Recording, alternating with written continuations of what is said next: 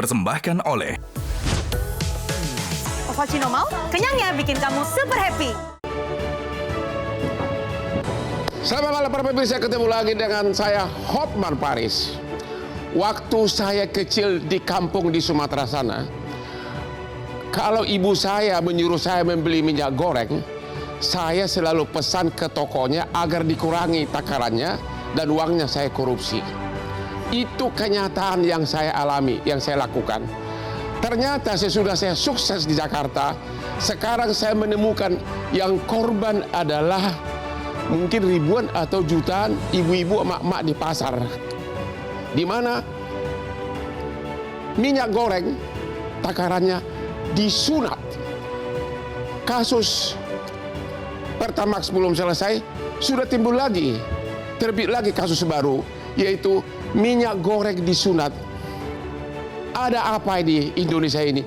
Kok bertubi-tubi? Dan kali ini korbannya adalah ibu-ibu di pasar. Inilah Hot Room, habis oplos Pertamax, terbitlah minyak goreng disunat.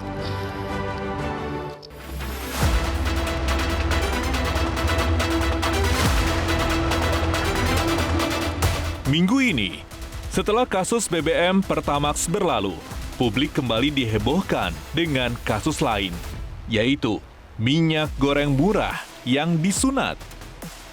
Di tengah persoalan harga jual yang mahal, kini konsumen dirugikan dengan beredarnya minyak kita tidak sesuai takaran.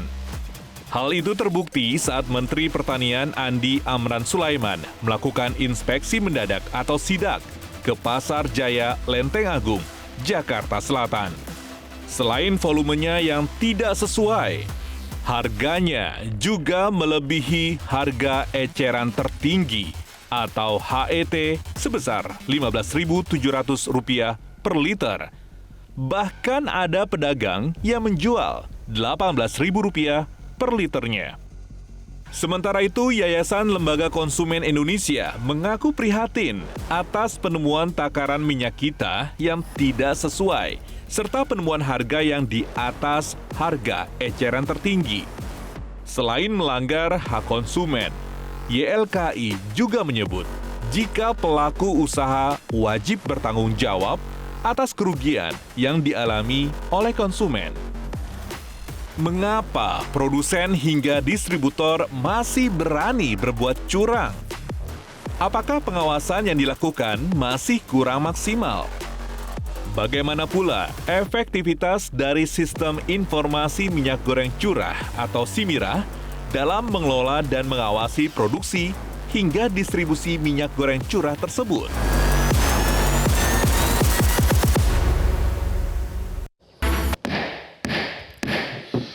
Para pemirsa fansnya Hotman Paris, sesudah saya pulang berobat dari Singapura, kembali lagi kebiasaan saya, bangun jam 3 pagi dan bekerja selama 38 tahun saya sebagai pengacara begitu.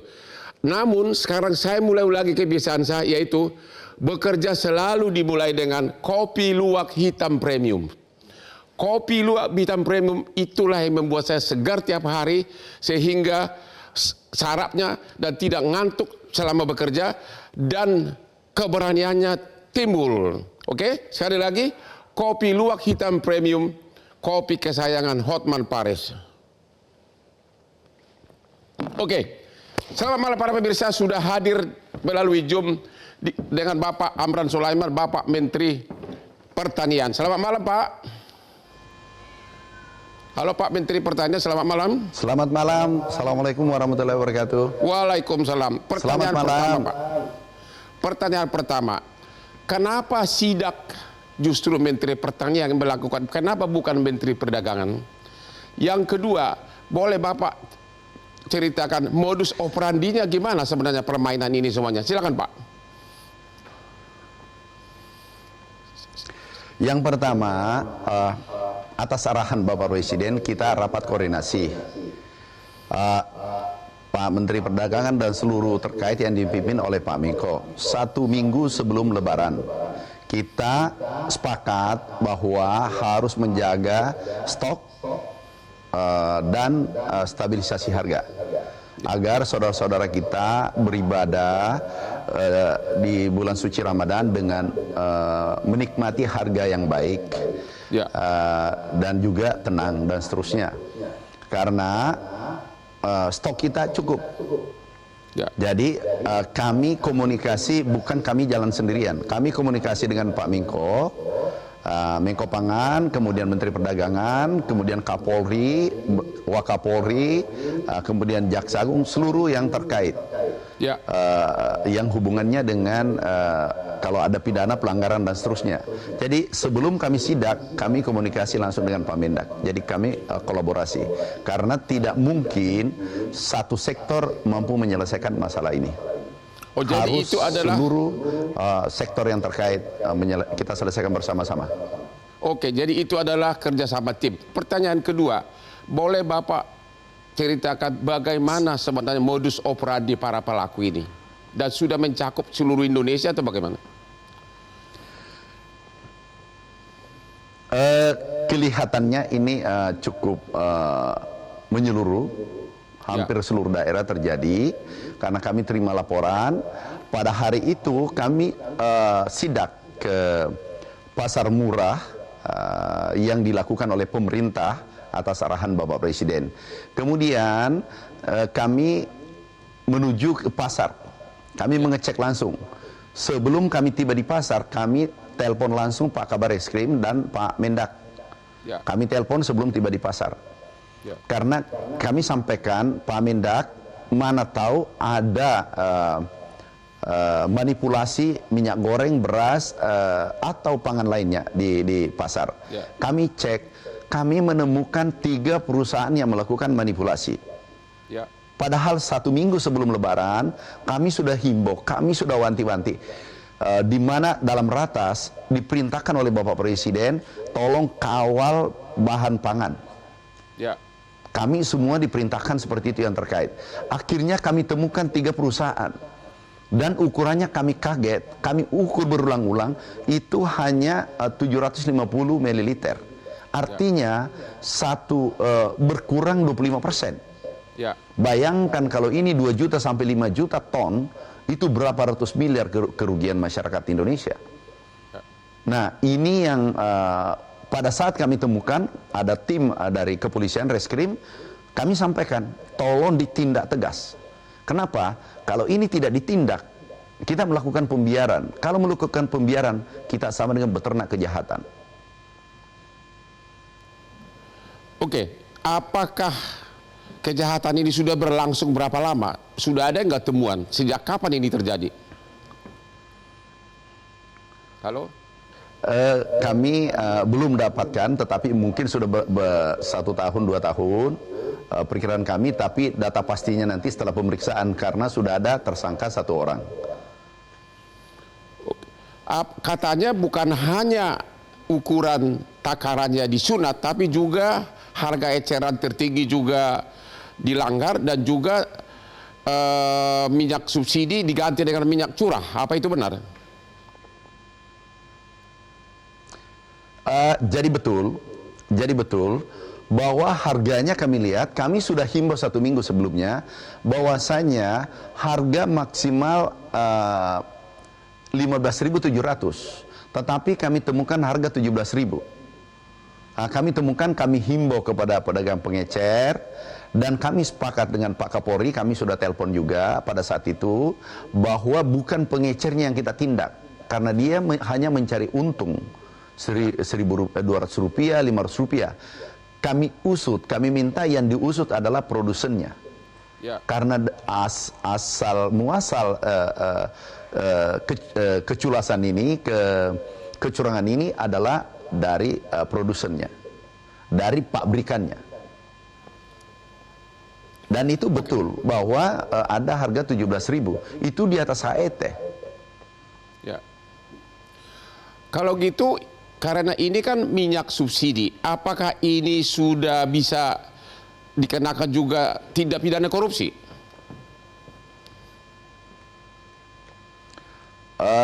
Saya kira mungkin bisa, itu tergantung nanti penyidik, tapi yang terpenting adalah mereka melanggar, karena di atas harga eceran tertinggi dan volumenya tidak sesuai apa yang tertera di botolnya. Itu kasat mata menurut saya, ini kita tidak tahu pandangan hukum, tapi ini salah dan harus ditindak. Itu terjadi di seluruh wilayah Indonesia. Apakah menurut perkiraan Bapak yang terlibat bukan hanya 3 pengusaha? Apakah sudah mencakup di seluruh wilayah dan juga mencakup puluhan pengusaha? Ini baru saja kami ke Jawa Tengah. Ini ada yang menarik. Di Jawa Tengah, kami ke Jawa Tengah, laporan dari tim kami, laporan dari Satgas mengatakan bahwa sudah sesuai takaran dan seterusnya. Tapi anehnya pada saat kami masuk di pasar, langsung kami menemukan 2 perusahaan yang melakukan pelanggaran yang serupa. Dan pada saat itu kebetulan kami bersama Satgas, didampingi Satgas dan juga dari kepolisian hadir, langsung kami mengatakan tolong ini ditelusuri. Tapi kami pesan, sekali lagi pesan Bapak Presiden, jangan ditindak masyarakat kecil. Jangan ditindak pengecernya. Karena hanya mencari rezeki 100 rupiah, 200 rupiah di bulan suci Ramadan. Yang ditindak adalah produsennya atau yang mengemas atau pabriknya dan seterusnya. Dan itu sudah dilakukan. Menurut perkiraan Pak Menteri, kira-kira berapa miliar, berapa ratus miliar masyarakat dirugikan, emak-emak dirugikan atas perbuatan kejahatan ini?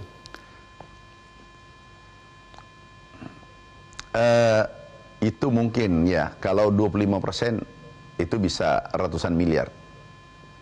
Kalau 25% sampai ya.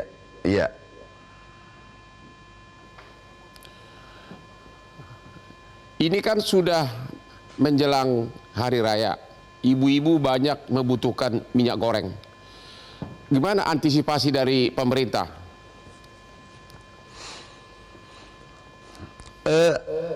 Kami sampaikan bahwasanya seluruh komoditas strategis, 9 komoditas strategis itu adalah stoknya lebih dari cukup.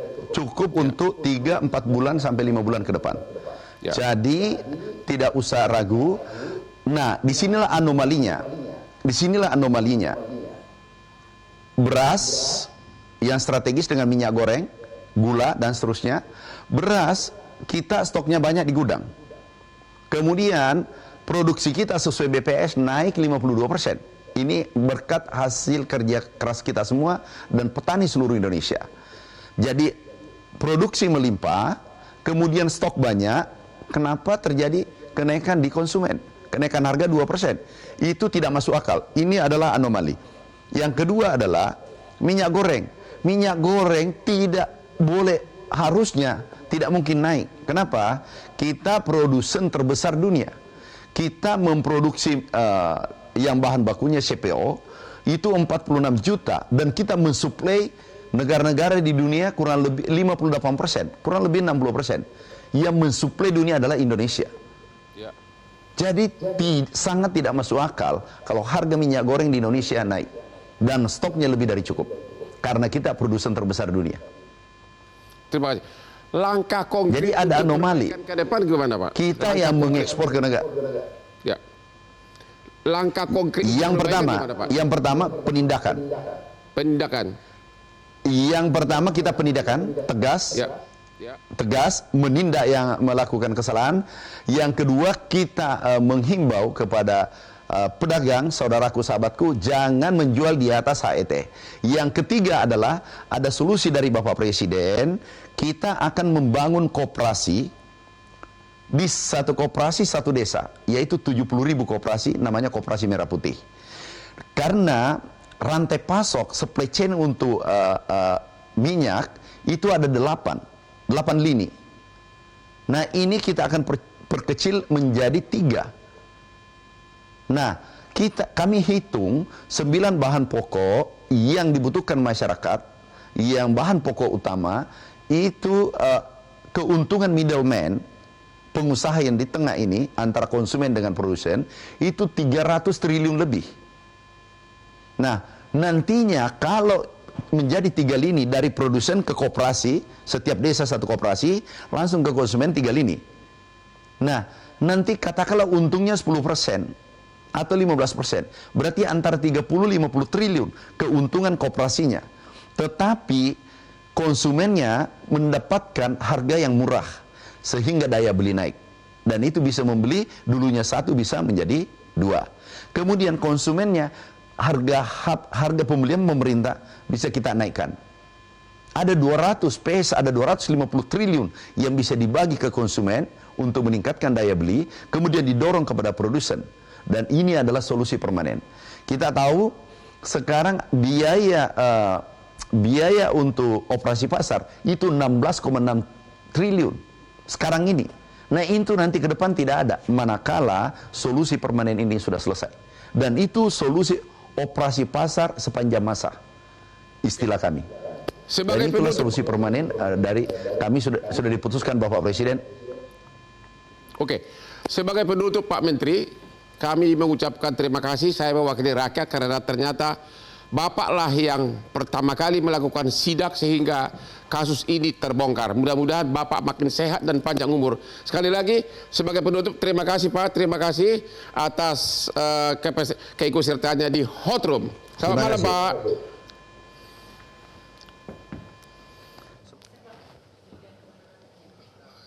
Kita break. Kita break. Ketemu lagi di Hot Room.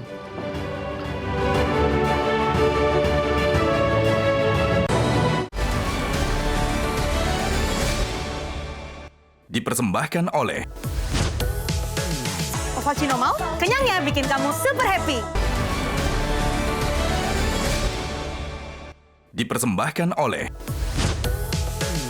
Ovaltino mau? Kenyang ya, bikin kamu super happy. Ketemu lagi di Hot Room. Emak-emak dirugikan. Beli 1 kilogram minyak goreng, ternyata yang dikasih sama dia hanyalah 750 mili atau 1/4 dikurangi. Dan itu katanya terjadi di seluruh Indonesia. Bapak Putu Yuli Ardika, ya, selaku Dirjen di Kementerian Perindustrian. Ini bagaimana bisa terjadi? Kalau terjadinya Pak, Ya. terjadinya ini sedang di... Apakah kekurang pengawasan atau memang mentalitas bangsa kita udah begini atau gimana? Ini sedang didalami oleh Ya. Kepolisian RI, Ya. ya. Dan kita sangat mendukung hal ini, ya, karena pertama bahwa ini benar-benar mencoreng program pemerintah untuk menyediakan minyak yang harga terjangkau. Ya. Ini juga mencoreng perusahaan-perusahaan yang taat aturan. Ya. Dan juga ini merugikan, seperti tadi disampaikan, ini merugikan masyarakat luas. Dan juga ini dilakukan di bulan Ramadan. Dan Katanya sudah, jangan-jangan udah bertahun-tahun itu Ya. terjadi seperti Pertamax. Ya, oke, tapi ini kan terutama yang kita garis bawahin, Ya. ini di bulan Ramadan pun melakukan ini. Ya. Sehingga ini kan tindakan pidana yang serius. Dan kami sangat mendukung bahwa ini benar-benar... Ini kalau terbukti perusahaan, ini yang berwenang mencabut izinnya Kementerian Perindustrian. Jadi bisa kami sampaikan kalau nanti, ya ini kan ada repacker, ya, jadi sebenarnya kalau minyak goreng itu ada perusahaan yang memproduksi minyak goreng, Ya. dia juga sekaligus mengalirkan, ada juga repacker, Ya. repacker. Nah kalau nanti repacker ya Di PKR itu bahasa Indonesianya apa? pengemas, Oh, pengemas, ya. ya. Nanti kalau memang pengemasnya yang nakal, ya pengemasnya yang kita. Kalau perusahaan pabriknya yang nakal, perindustrian berhak langsung mencabut izinnya. Ya, itu nanti kita tindak lanjuti. Sudah ada nggak data kira-kira perusahaan yang bakal dicabut izinnya berapa? Udah tahu nggak? Kita nunggu pendalaman yang dilakukan oleh kepolisian dulu, Pak. Apa Nanti benar yang diperiksa sekarang ini hanya level kepala gudang, bukan pemilik perusahaan, bukan konglomeratnya? Kalau kami sih kemarin ikut di press conference Ya. di Bareskrim, Ya. ya memang ada yang sudah terdakwa itu memang masih di level ya nanti ini sedang pendalaman di level yang tadi Masih level pegawai. Iya, masih level. Menurut analisa Bapak, kalau itu terjadi dari produser, ya, manufacturing, berarti pemilik perusahaan juga terlibat dong, Pak? Ya kalau ketentuan hukumnya kan seperti itu, tapi kita tunggu dulu hasil yang ini kan kepolisian sedang melakukan. Ya. Dan kita sangat mengapresiasi dan kami sangat mendukung tindakan tegas dari kepolisian ini. Dan nanti setelah itu kita akan tindak lanjut apapun hasilnya. Demikian Pak. Oke, kita sudah mengundang Kementerian Perdagangan tapi tiba-tiba membatalkan, nggak tahu kenapa. Pak Devian Kore, Bapak selaku pelindung konsumen ya, GLKI, apa analisa Bapak terhadap skandal ini? Iya, karena ini minyaknya minyak subsidi. Ya, Oleh karena itu ya harus tepat sasaran. ya, Nah, yang perlu dicermati adalah apakah kategori minyak yang dijual yang isinya volumenya berkurang itu kategori minyak subsidi atau diperjualbelikan secara bebas. ya, Itu satu hal yang harus diperhatikan di dalam konteks sidak kemarin. ya. Dan pertanyaan yang pertama yang Ya. Bang Hotman tanyakan kepada Menteri itu tepat sekali. Dan kenapa Menteri Pertanian yang melakukan sidak? Harusnya siapa? Menteri Perdagangan, kan kewenangan perdagangan Benar. dalam sidak di pasar itu. Ya. Itu jadi aneh, question mark bagi publik. Kenapa kok Menteri Pertanian? Menurut analisa Bapak, kalau ini terjadi di seluruh Indonesia, kira-kira sudah tahu nggak ada berapa puluh perusahaan yang terlibat kejahatan ini? Kalau konsumsi rata-rata per kapita penduduk Indonesia itu kan 9,5 kilogram atau 12 sampai 15 liter per kapita per Ya. tahun. Nah, sementara konsumsi rumah tangga itu sekitar 2,6 juta. Ya. Jadi hampir banyak perusahaan yang dan produksi kita itu kan hampir mencapai 50 juta ton per tahun. Ya. Dan konsumsi dalam negeri separuhnya. Ya. Artinya separuh diekspor. Nah, saya Jadi khawatir 25 juta ton setahun. untuk dalam negeri. Untuk dalam negeri. Itu yang subsidi. Itu yang ya untuk di pasar. Untuk di Ya, pasar. nah, Yang subsidinya subsidi berapa berapa ton? kita nggak tahu. Oleh karena itu kita perlu tanya ini produksi minyak kita yang subsidi ini berapa jumlahnya Ya. di pasaran. Nah, siapa yang melakukan pengawasan terhadap peredaran minyak kita? Ini kan perlu Perusahaan yang dapat subsidi ada berapa, Pak? itu yang kita pertanyakan. Yang ditangkap itu 3. Apakah perusahaan ini adalah yang Nggak, menyalurkan? Bapak tahu nggak untuk secara global seluruh Indonesia perusahaan yang dapat subsidi untuk minyak goreng ini ada berapa? Belum?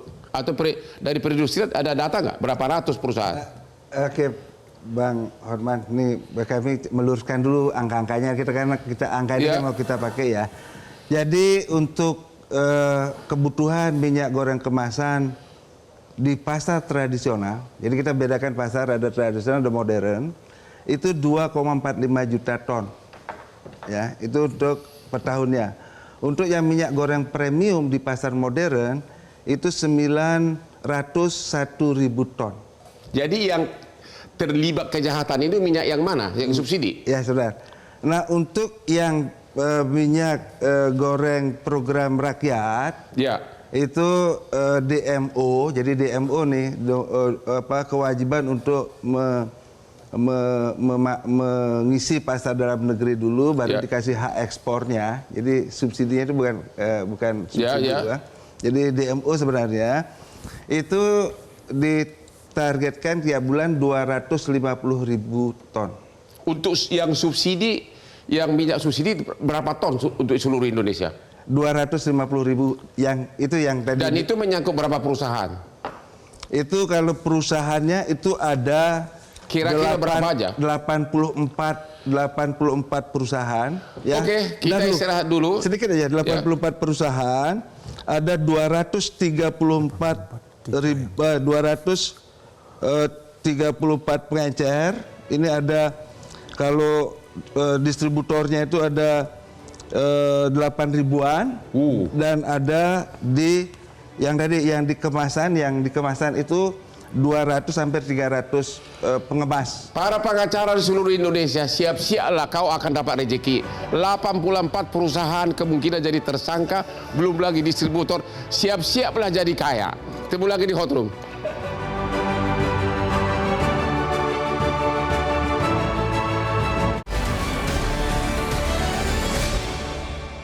Dipersembahkan oleh Cappuccino mau? Kenyangnya bikin kamu super happy. Dipersembahkan oleh Cappuccino mau? Kenyangnya bikin kamu super happy. Ketemu lagi di Hot Room. Saya mengucapkan terima kasih kepada Kopi Luwak Hitam Premium. Tadi pagi jam 4 subuh saya sudah bekerja. Kebetulan ada satu perkara yang sangat besar antara dua konglomerat menyangkut sertifikat deposito yang 103 triliun. Berkat Kopi Luwak Hitam Premium sampai hari ini, sampai detik ini, udah hampir jam 10 malam, Hotman masih kerja. Itulah rahasia Hotman, makanya sukses berkat Kopi Luwak Hitam Premium sehingga saya bisa punya Lamborghini penuh dengan garasi gua. Mantap banget. Pak Ahmad Nur Hidayat, Anda sebagai pengamat kebijakan publik, apa penyebabnya ini? Yang kedua, katanya yang baru diperiksa baru level kepala gudang, bukan pemilik perusahaan. Apakah Anda yakin bahwa pemilik perusahaan juga terlibat? Satu, pertanyaan Abang, ada apa ini? Saya ngelihatnya tidak secara mikro, Bang ya. Ya. Karena apa? Tadi Abang bilang kok secara nasional terjadi. Ya. Pak Menteri juga mengatakan demikian. Kenapa ini terjadi? Saya ngelihat makronya. Ya. Ini kan berawal dari tahun 2022. Dalam Permendak nomor 49 tahun 2022 disebutkan bahwa kalau Anda produsen CPO dan Anda ingin mengekspor, Anda harus memenuhi DMO. Ya. Dan itu 20%. Dirubahlah tahun 2024 dalam Permendak nomor 18 Ya. bahwa bukan lagi DMO-nya jadi minyak curah. Sekarang namanya harus minyak kita. Ya. Jadi minyak kita ini, Bang, yang ada ini adalah kewajiban para produser eksportir kalau dia mau ekspor.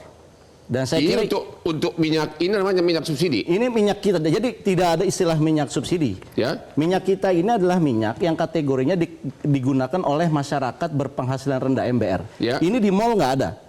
Ini yang disubsidi pemerintah. Ini adanya di pasar Nggak, tradisional. maksudnya ini yang disubsidi pemerintah. Namanya bukan subsidi. Jadi kalau istilahnya adalah ini kewajiban dari Pengusaha.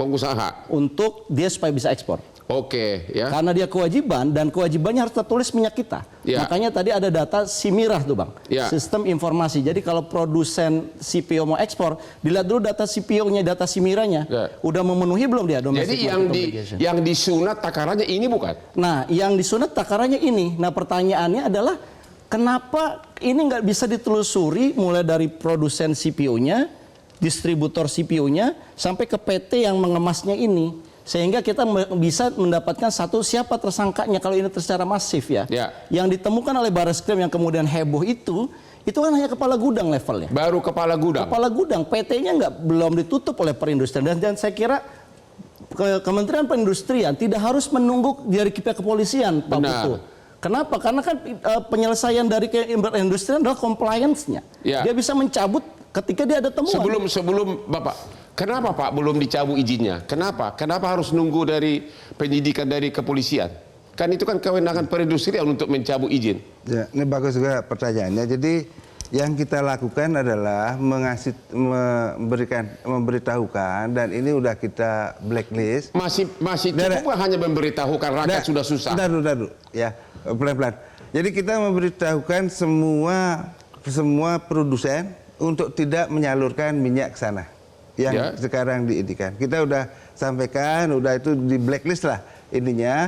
Ya memang nanti karena kita tidak mau mendahului penyelidikan yang dilakukan oleh kepolisian, ya nanti akan coba kami konsultasikan. Apa mungkin barang buktinya sudah hilang di pasaran sehingga udah susah dicari siapa pelakunya? Ya itu kita lihatlah.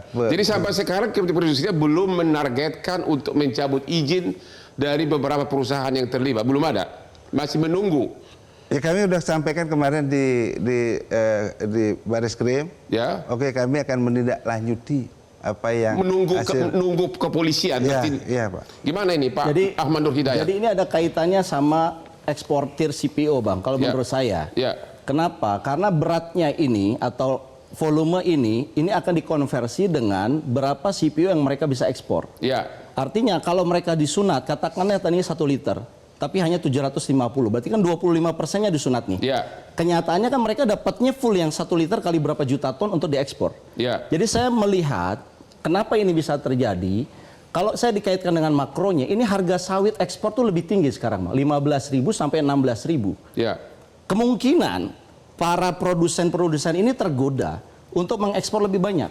Ya. Tetapi melupakan DMO-nya. Menurut saya ini yang perlu diinvestigasi oleh Kementerian Perindustrian dan Perdagangan Menurut sekaligus. Anda ini udah terjadi berapa lama? Kalau dari harga HTI ini kan terusnya 15.700. Ya. Itu kalau saya pernah hitung, ini harga CPO yang paling aman supaya mereka tidak tergoda itu 13.800 per kilogram CPO. Ya. Sekarang sudah 16.000, Bang. Sudah berapa lama terjadi? Saya kira ini sudah 6 bulan terakhir. Berarti sudah minimum sudah 6 bulan terjadi kejahatan ini. Artinya pengusaha, dari sisi pengusaha nih Bang, daripada saya memberikan CPO sebagai bahan dasar dari minyak goreng ini ke dalam negeri yang harganya rendah, kan lebih baik saya ekspor. Nah saya kira ini kayak mengulang kejadian 2022. Makanya saya pertanyakan, ini bukan sekedar oknum, tapi ini adalah tata kelola dari minyak goreng kita. Ingat Bang, tadi disebutkan bahwa Bappenas, Badan Pangan Nasional, itu ditugaskan untuk menjaga harga-harga 9 bahan pokok tadi. Anehnya untuk minyak goreng, Bappenas tidak punya stok nasional. Stok itu bukan di Bulog, bukan juga di Bappenas, beda sama beras, beda sama jagung, beda sama kedelai. Pertanyaannya, harga kelapa sawit itu sudah naik dari kapan? Ya saya kira 6 bulan terakhir ini sudah menunjukkan tren yang naik. Berarti minimum sudah. Artinya saya melihat secara makro ya Bang ya. Saya melihatnya makro ini ada indikasi bahwa ini dilakukan secara sistemik. Yang kedua saya belum selesai bahwa kalau saya melihat harga minyak kita ini tertulisnya berapa di sini HTI-nya. Ini teman saya, saudara saya yang beli, dia belinya 19.000. Bapak dari pihak negara, bisa nggak kita jujur sama diri kita sendiri? Kalau udah tertulis di sini HT 15.700, bisa nggak ini betul-betul 15.700 di masyarakat? Dan saya kira masyarakat juga perlu dididik. Kalau Anda membelinya di atas ini, Anda harus melapor. Pertanyaannya, disiapkan nggak mekanisme pelaporannya? Kan nggak ada. Jadi seolah-olah kita menjadi negara yang tanda kutip, yang tertulis apa? Yang realitanya apa? Ini udah diajarkan. Apa karena terlalu panjang itunya? Dari mulai produser sampai ke customer terlalu panjang birokrasinya? Bukan alasan. HET itu sudah menghitung profit dari middleman. Nah, middleman itu sudah dihitung di sini harganya. Jadi sebetulnya 15.700 sudah ada keuntungan middleman, keuntungan distribusi dan sebagainya. Pertanyaannya, yang membuat kemasan seperti ini langsung produsennya atau distributornya yang membuat seperti ini? Saya kira pihak perindustrian yang bisa jawab. Jadi tadi seperti kami sampaikan ya, ini berdasarkan Permendag nomor 18 tahun 2024 memang diutamakan minyak kita dalam kemasan yang dihitung sebagai pertanyaannya yang membuat ini final di pasar itu siapa? Distributornya atau produsennya? Karena mereka lah pelaku kejahatan itu kan? Ya, saya mau menjelaskan itu. Jadi ini dulu. Nah, jadi karena waktunya sikat Pak. Ya dalam ini kan udah di dalam kemasan. Nah karena kemampuan industri produsen minyak goreng itu cuma mempunyai kemampuan 37.000 ton, sedangkan yang kita harus salurkan itu di 250.000 ton. Jadi sebagian besar itu adalah dilakukan di repacker. Apa itu repacker? Repacker itu pengemas. Pengemas? Ya, pengemas. Jadi ini nanti coba kita lihat. Jadi kemungkinan pelaku kejahatan itu banyak benar yang terlibat. Kalau ini adalah pengemas, yang mengemas begitu. Ya, makanya kan nanti kita lihat ini di pengemas atau memang di produsen minyak gorengnya. Karena kalau ada dua skema yang menurut Permendag ini, itu dia itu bisa sebagai distributor atau dia bisa sebagai maklun. Jadi mengembalikan. Jadi sampai hari ini Kementerian Perindustrian belum tahu sebenarnya siapa pelaku utama, apakah produsen, pabriknya, atau pengemas, atau distributor, begitu Pak? Ya itu nanti kayak tadi kita lihat hasil ke apa? Kita menunggu katanya hasil penyelidikan dari Mabes Polri. Ketemu lagi di Hot Room.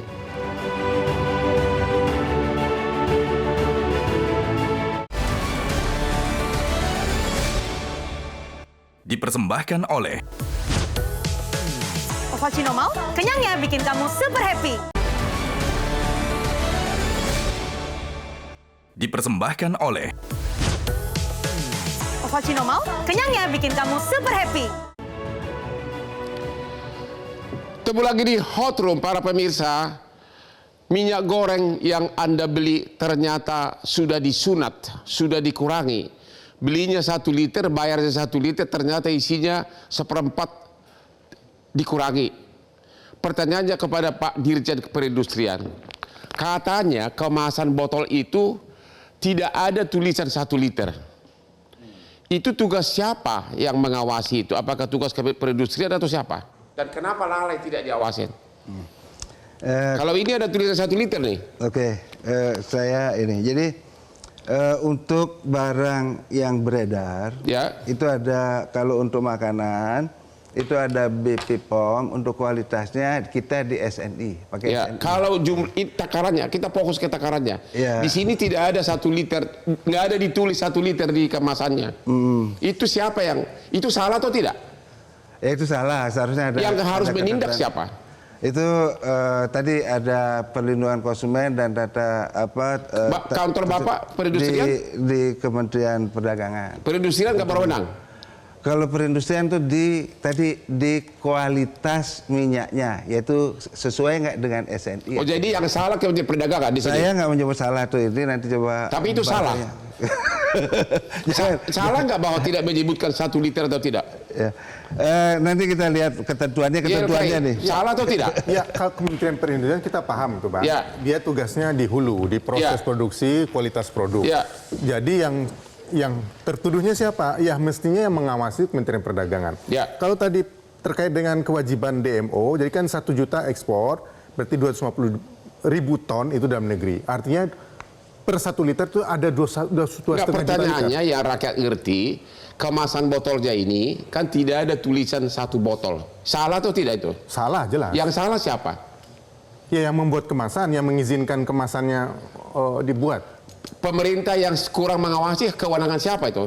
Kalau pengawasan mestinya Kementerian Perdagangan. Berarti yang salah Kementerian Perdagangan. Iya, jelas. Dan ini sudah terjadi di seluruh Indonesia. Saya kira kalau 2,5 juta liter kemasan yang beredar, kalikan aja 250 liter yang kurang itu. Berapa kerugian konsumen dan yang harus Apakah menurut analisa Bapak, Kementerian Perdagangan hari ini sudah mau datang atau tiba-tiba di cancel? Takut ya ketemu di sini? Saya kira takut sama Bang Hotman mengenai Takut sama Bang Hotman. Gimana Pak Ahmad Nur?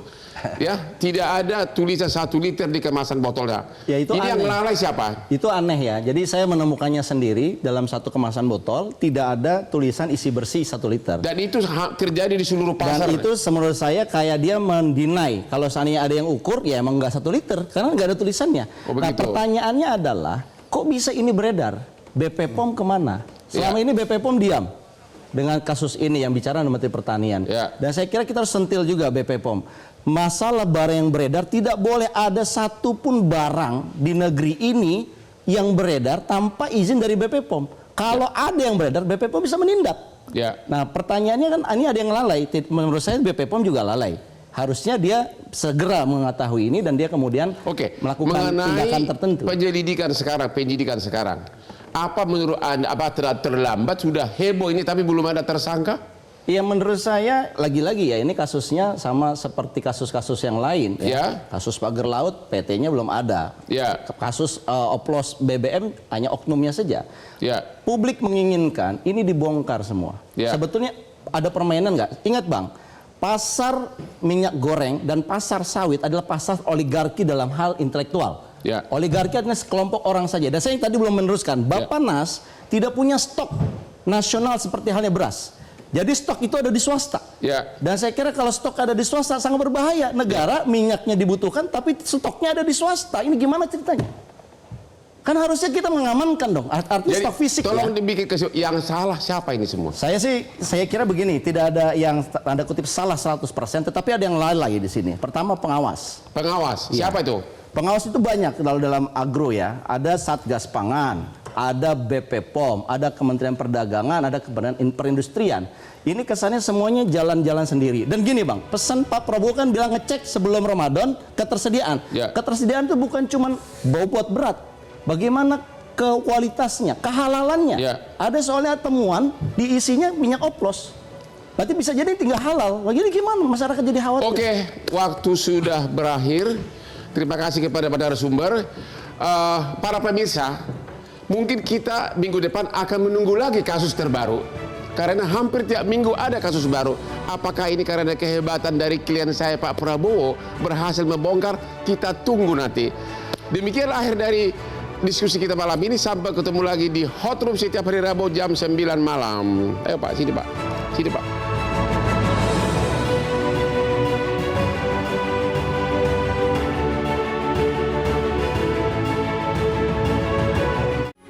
Metro TV.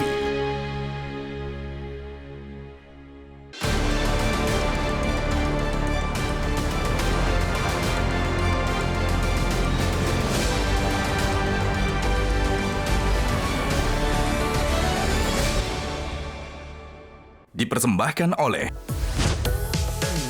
Cappuccino mau? Kenyang ya, bikin kamu super happy. Jelajahi cara baru mendapatkan informasi. Download Metro TV Extend sekarang.